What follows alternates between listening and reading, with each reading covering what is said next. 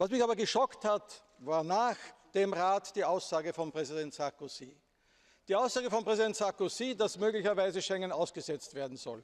Liebe Kolleginnen und Kollegen, sollen wir wieder mit einem Pass jetzt nach Straßburg kommen müssen? Sind vielleicht die vielen Kolleginnen und Kollegen der ÖVP, die abwesend sind, schon auf der Suche nach dem Pass, um hier nach Straßburg kommen zu können? Das kann doch nicht Ihr Ernst gewesen sein. Das kann doch nicht. Und wenn die Sprecherin von Präsident Sarkozy sagt, ja, die Sozialisten im Europäischen Parlament verhindern eine Reform von Schengen. Nein, wir verhindern sie nicht. Wir wollen nur keinen Rückschritt haben. Unser Weg geht nach vorne in Europa und nicht noch zurück. Und daher fordere ich auch Präsident Sarkozy auf, auch angesichts einer möglichen Wahlniederlage nicht in die nationalistische und antieuropäische Mottenkiste zu greifen. Bleiben wir realistisch und bleiben wir zukunftsorientiert. Bekennen wir uns zu Europa. Das würde auch Sarkozy gut anstehen. Dire que la moitié des immigrés doivent quitter la France, comme le président M. Sarkozy l'a dit, s'attaquer à l'halal, au même moment s'attaquer aux autres partenaires en ce qui concerne Schengen. Moi, je me demande qui est en fait le candidat de l'extrême droite. Est-ce que c'est Le Pen ou est-ce que c'est Sarkozy? Moi, je me le demande.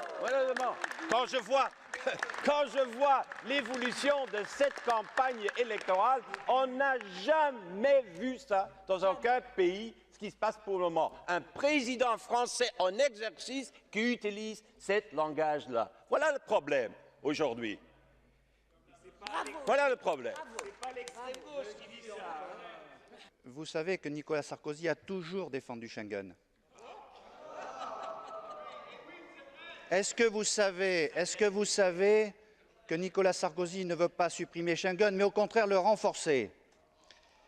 Est-ce que vous savez comment fonctionne la frontière entre la Grèce et la Turquie? Est-ce que vous savez qu'en vérité, on ne peut exercer une liberté sans la sécurité? Pour en revenir sur Schengen, je voudrais que vous dise une chose très simple. L'Allemagne et la France sont isolées au Conseil. Au Conseil, tous les pays ont refusé de renationaliser la gestion de Schengen. C'est de ça qu'il s'agit.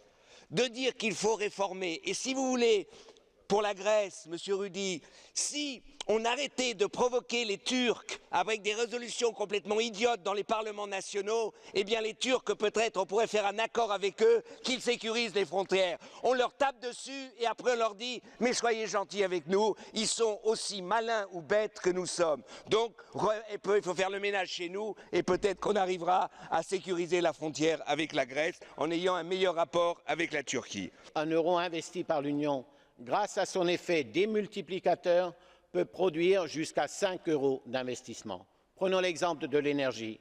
En 2010, les 4 milliards d'euros injectés dans ce secteur ont finalement généré 22 milliards d'euros d'investissement. Et je finirai par là, nos concitoyens ont aujourd'hui besoin d'emploi et les jeunes ont besoin d'emploi. Notre économie a besoin d'une petite croissance au début et une croissance assurée pour l'avenir. Le pacte fiscal garantira des finances publiques saines et sincères. Et là, je crois, Monsieur le Président de la Commission, vous avez raison. Il faut s'attaquer plus durement à l'évasion fiscale. Sur l'évasion fiscale, je voudrais dire qu'il faut être quand même honnête. Tant que nous continuerons avec la concurrence fiscale en Europe, nous n'y arriverons pas. Je vous donne un exemple. En Irlande, vous avez Facebook et Apple. Au Luxembourg, vous avez Google et Amazon. Alors que l'argent est généré en France, en Allemagne, etc., mais ils payent des impôts au Luxembourg ou en Irlande parce qu'il y a une concurrence déloyale sur la taxation des entreprises. Tant que nous ne serons pas capables de réguler ça, arrêtons de dire que nous nous attaquons à l'évasion fiscale. Es gibt eine Frage des